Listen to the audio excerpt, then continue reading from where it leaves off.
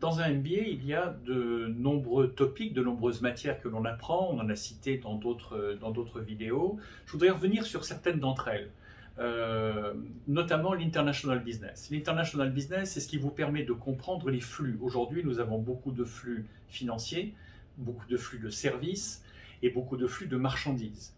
Et vous avez différentes régions du monde, l'Union européenne, les États-Unis avec les accords particuliers avec le Mexique et avec le Canada. Vous avez aussi les échanges entre la Chine et les États-Unis avec des barrières tarifaires qui ont réapparu, qui disparaissent, qui reviennent, des accords particuliers entre l'Union européenne et la Chine, entre les différentes régions du monde, et puis avec l'Amérique du Sud, avec l'Afrique, avec l'Asie en général, etc. Donc l'international business, il faut le comprendre parce que votre entreprise se trouve au sein de cette toile d'araignée de business international. Autre matière très importante, business law.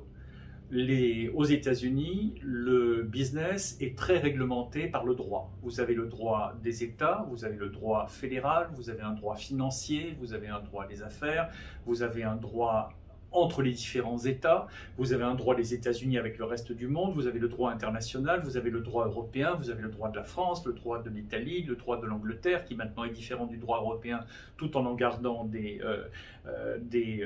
points communs.